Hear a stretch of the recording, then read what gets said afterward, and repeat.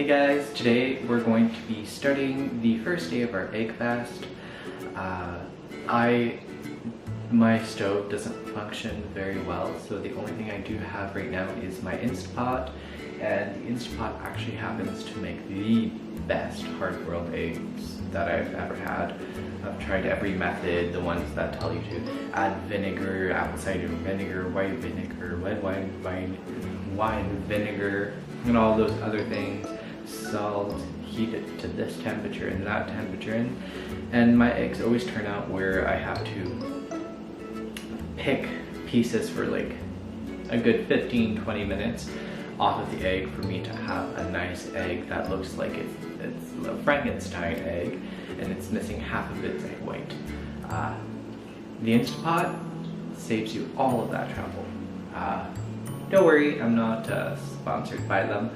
I wish I was, because I would love to have an upgraded one. Instapot, hello. So let's get right into it. I'm sorry for the difference of colors in my kitchen. I just purchased a condo and I'm painting it slowly. It's taking forever, and thank God I'm getting rid of these colors. I'll show you a pan shot of the other side of the kitchen. It's kind of sad. So let's get to what you're here for. You will need eggs. Free-range eggs are always better. I don't think these are free-range.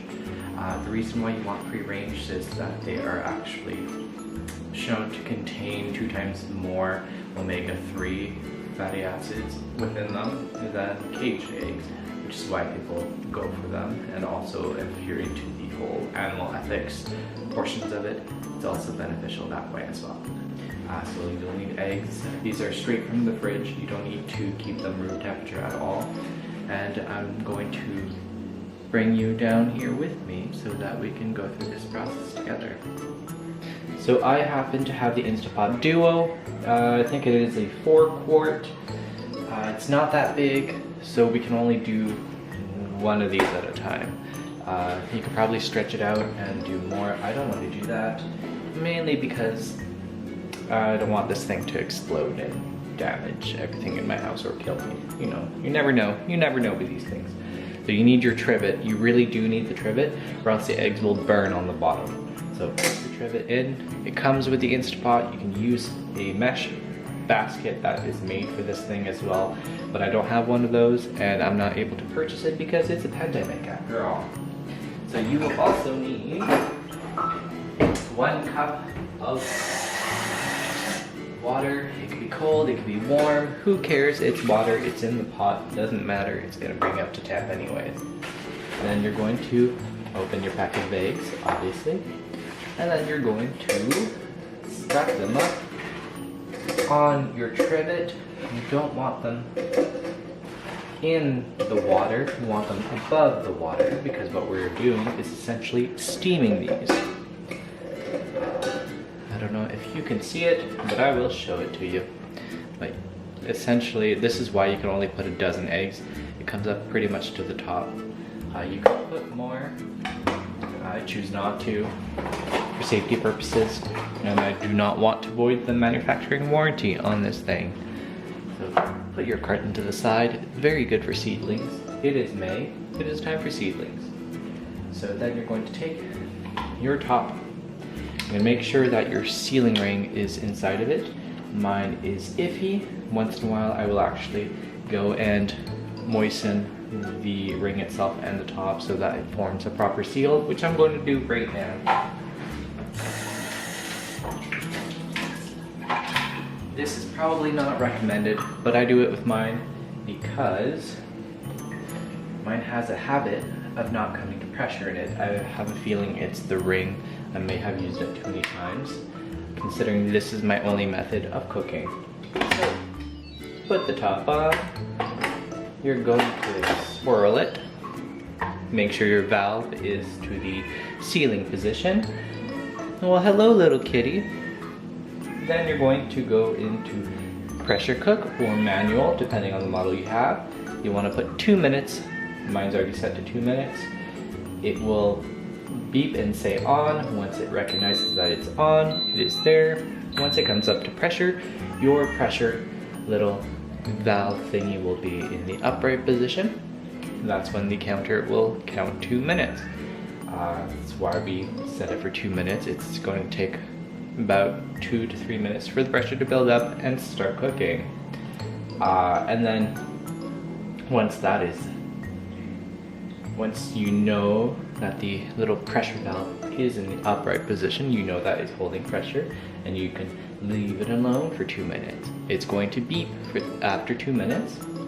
Once that beep sets, you want to leave it in for a natural pressure release, which means you're not going to turn the knob to the venting position. You're going to leave it for 15 minutes. You don't want to leave it more than 15 because it will continue to cook inside of it and your egg will be overdone. Under 15 minutes, it'll be less done. So it really depends on how you like the inside of your egg. Totally up to you, up to your preferences. You can increase, but I do not recommend to put it more than 2 minutes on high pressure. I do recommend leave it in for 15 minutes on natural release. Once it's done, it's natural release. I'm going to show you. You're gonna make sure your pressure valve is in the down position, which means that all the pressure has been released. If it is in the up position, it still has pressure, so you need to turn your pressure release valve to vent it out so that it doesn't explode in your face and burn your hands. Next thing you're going to do is you're going to open the cover.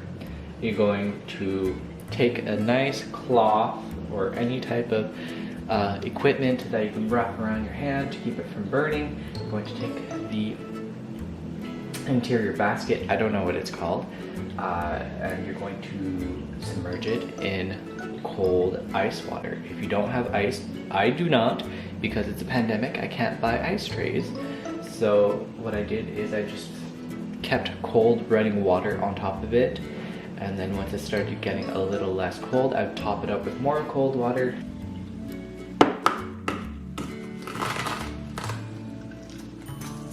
Holy crap. It's actually coming apart better than I thought it would.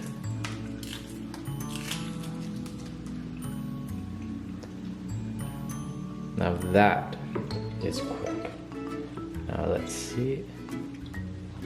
Probably shouldn't be cutting into my hand, but that's okay. Like that's actually exactly how I like them cooked. So this is actually a wonderful method of doing hard-boiled eggs. Took a little longer, but the result is wonderful, and the entire peel came off in 2 goes, I would say. At least it didn't stick on, and it's probably doing that because of the pressure, since it would be compacting the egg from the outside in. So I would imagine that the membrane that's inside of it doesn't stick onto the egg white. So that might be why the Instant Pot makes amazing hard-boiled eggs. And there you have it. Some easy hard-boiled eggs that are perfect for your keto everyday life, especially if you're doing an egg fast, because you can do 12 dozen at a time, which means you're cooking for 2 days worth of eggs.